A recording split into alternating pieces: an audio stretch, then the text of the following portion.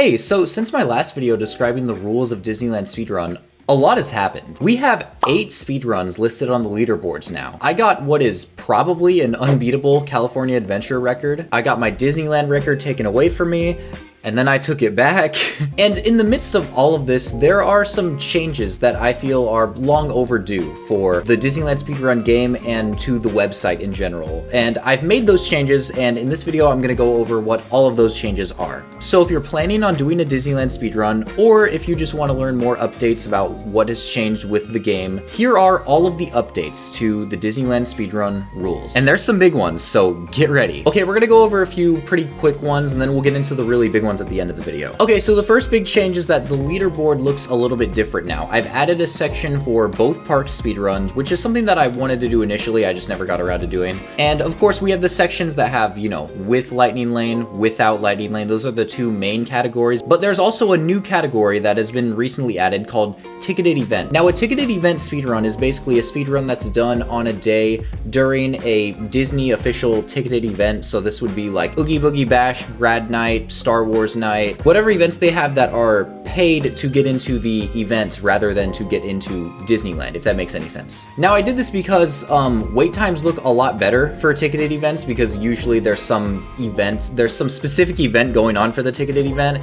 And if you were doing a speedrun on one of those days, then you'd find a lot of very, very low wait times. Another small update is that the rule surrounding the eat a meal every 5 hours has changed a little bit. So the rule initially was that you have to eat a meal every 5 hours. I've changed this rule a little bit because this rule was really only in place just to make sure that everyone is, you know, making like healthy decisions during their Disneyland speedruns. But I've changed this a little bit just to make it kind of easier for people. Basically, if the speedrun lasts more than 5 hours, then you have to eat at some time during the speedrun. It could be whenever, just make sure you eat something. That has to be like a substantial meal. It could be something that you bring into the park. It could be something that you buy at the park. You just have to eat something if your speedrun lasts more than 5 hours, and it can be whenever during the speedrun. Okay, Lightning Lane Premier Pass. Now, this is something that I've actually gotten quite a few comments on recently because people realize that you can just kind of beat the game pretty quickly using Premier Pass with not a whole lot of strategy behind it. And that is the reason why Lightning Lane Premier Pass, at least for the time being, is not allowed for Disneyland Speedrun. You have to use Lightning Lane Multipass if you want to do a speedrun in the Lightning Lane category. So yeah, that's basically it.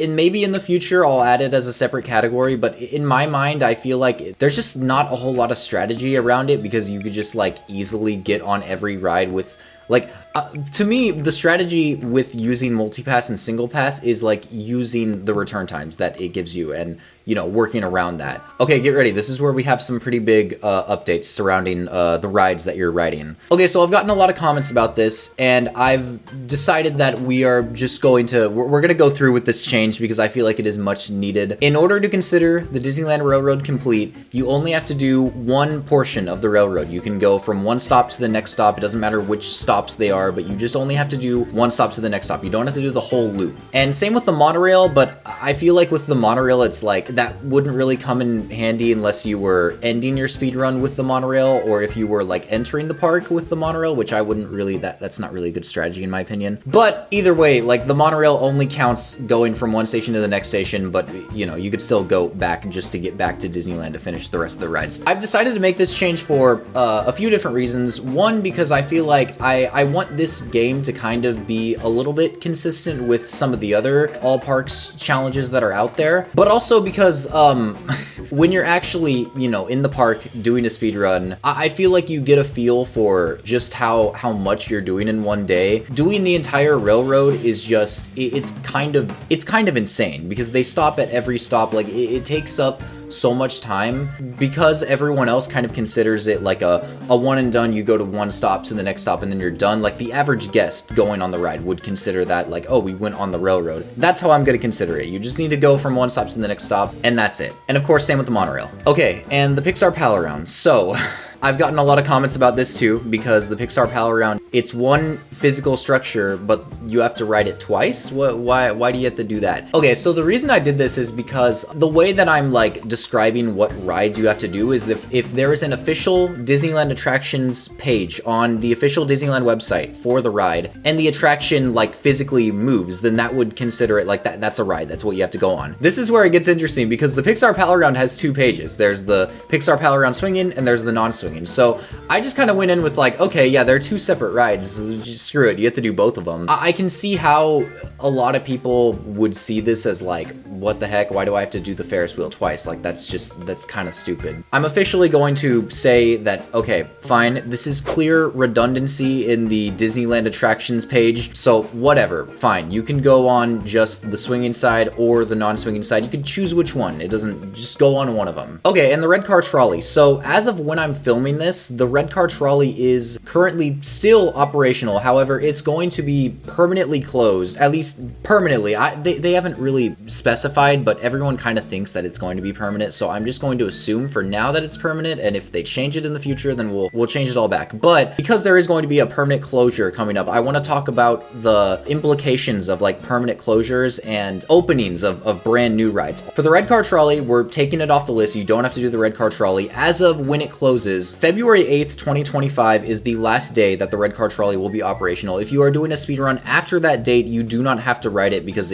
it's just not there. You don't have to do it. But if you're doing a speed run before that date, you still have to go on it. And of course, Disneyland is always changing. There's always going to be new rides opening. There's always going to be old rides closing permanently. And with that, I feel like that's a perfect segue into the next big change, which is the adjusted final time. So it's probably going to be a bit until you actually see this being implemented into the leaderboard, but I eventually am going to be doing some crazy calculations to have a third column under where you have the actual time and then the final time. There's going to be a time next to that as the adjusted final time. Now, I just want to explain what this is once you see it. I'm aware that, you know, Disneyland is always changing. There's always going to be new rides opening. There's always going to be old rides closing. And with that, I want to at least have some sort of way to consistently be able to measure people's speed run times against other people's speed run times, no matter when they did it, no matter if they did it like 3 years ago or they're gonna do it like 5 years from now. I want some sort of way to be able to have some sort of quantifiable measure between it, because there's gonna be like 2 new rides coming to Avengers Campus within like the next 5 years or something. I don't know. And with that, it's going to make it seem like, oh, well, there's no way that anyone's ever gonna beat my 4-hour time from California Adventure because I didn't have to go on those 2 rides. That's where the adjusted final time comes in. I'm basically gonna add another column that adds up the additions of whatever the new rides are that I didn't do because they weren't open at the time. Also, I'm going to, in this adjusted final time column, I'm going to be taking out the time that it took me to do whatever rides are permanently closed. So like the red car trolley, that's going to be a ride that's permanently closed. The adjusted final time is basically like the column for what Disneyland is, the state of Disneyland currently. What rides are currently open and what rides are currently closed. Those are the only rides that are going to be included in that column. But I'm going to keep the final time and the actual time. I'm not gonna touch those because I feel like those are important just to understand in the context of when you did those rides. With this addition, there's a need for making sure that when you submit a speed run, that you submit all of the data with it. If a ride did permanently close, I would want to be able to take away the like exact amount of time that it took you to do that ride for the adjusted final time. But if you didn't provide that information to me, then there's nothing I could do. Like I don't know how long it took you to do it, you know? So just make sure, it would be helpful if you were to submit as much time as you can. I know that it's difficult, and if any of this doesn't make sense, then just leave a comment. I'm more than willing to explain this a little bit more. Okay, last but not least, we're going to get into something that's been requested a lot, and it's the time addition rule. Now, just a brief update on what the time addition rule is. It's basically a rule that makes it so that if a ride is closed, you have to take the time addition for the ride if you weren't able to do it because the ride was closed by the end of your speed run. I've made some major changes to the time addition rule. I've simplified it a little bit, and I've also made it easier and just better. I feel like this is just a much better system. So you can see right here, I have the different tiers of time addition. So like Tier 1, this is all of the rides that are under this tier of Time Edition. It's only 10 minutes. It'd be King Arthur Carousel, Mad Tea Party, Main Street Vehicles, Golden Zephyr, Jumpin' Jellyfish, Silly Symphony Swings, and Jesse's Critter Carousel. And you can see it goes all the way down to 6 tiers of it, and it's simply just, you just add that for whatever ride you didn't do. So it makes it a little bit easier doing the math, but also it makes it a little bit more simple for you to kind of understand because it's not like a different time for every one of them. Now, the math behind it is still basically the same. It's just a little bit more of like rounding to the nearest 10 minutes. And it basically includes like the time that you would wait and the time that it would take you to do the ride. So that's why rides like Pirates of the Caribbean are going to have like a bit more of a Time Edition, even though usually the wait time is not that crazy for it. But the big thing that I have decided to change about the Time Edition rule, because this was requested a lot from people, what if you were doing a Lightning Lane speedrun? Because I think everyone knows that if you're using Lightning Lane on Space Mountain, it's not going to take you like an hour to get through Space Mountain. It's going to take you more like, I don't know, 20 minutes. And that's what I've decided to change. I have 2 different Time Edition tables. The blue one, this is the Lightning Lane table. This is the table that you use if you are doing a Lightning Lane speedrun. All of the non-Lightning Lane rides are still like in their same tiers. I have not touched those. The only ones that I've changed are the Lightning Lane rides. Those are the ones that are going to have, they're going to have a better Time Edition. Like, it's going to be less time. So if you're doing a non-Lightning Lane speedrun, you use the pink one. That's the table you use. You use the pink table. But if you're doing a Lightning Lane speedrun, use the blue table. And you can see that this actually only goes up to tier 4. The Lightning Lane Time Edition table only goes up to 40 minutes, and it's 2 rides that aren't even Lightning Lanes. So it's a lot better. I've made it like a lot better for everyone. And yes, I have adjusted everyone's final time based on this new Time Edition rule, and for just about everyone, it actually lowered their time, so it made it a little bit better. So this, going forward, is what I'm going to be using for the Time Edition rule. And last but not least, this is just more of a minor change that I'm doing, is with the Inconvenient Hours penalty. Now, this is still, I'm still using this Inconvenient Hours penalty. Just a quick refresher of what it is. It's basically that there are certain rides that close before the actual Disneyland park closes for the day, and if you aren't able to do them, you can just take the Time Edition of that, but then also the Inconvenient Hours penalty, which is 22 minutes per ride. So I haven't really changed anything about this rule. This rule is basically the same. The only thing that I'm changing is that I've added a few more rides, like Rise of the Resistance and Tiana's Bayou Adventure, because those rides close early. I think Rise closes at like 9 and Tiana's, at least as of right now, closes at 8. And basically what I want to do for this Inconvenient Hours penalty is basically like, usually Disneyland closes at midnight and California Adventure closes at 10 p.m. If a ride closes before those times, like if there's for some reason like it's scheduled to close before the time of the park's closing, then you can just use the Inconvenient Hours penalty for those rides, even if it's not listed on this list. And I think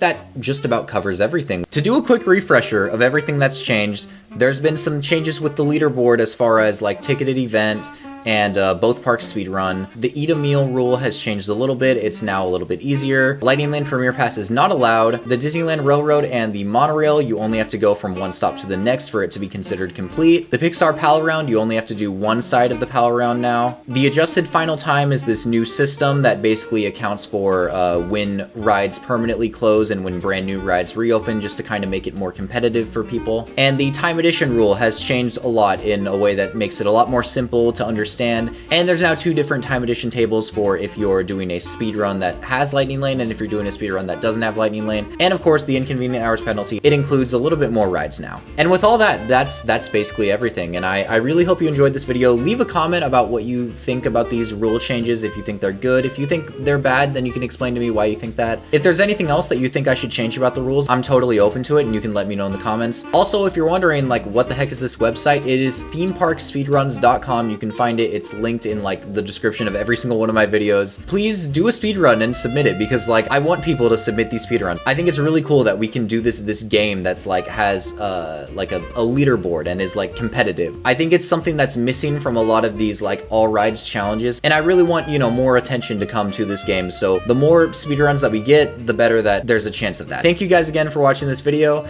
and I'll see you in the next one.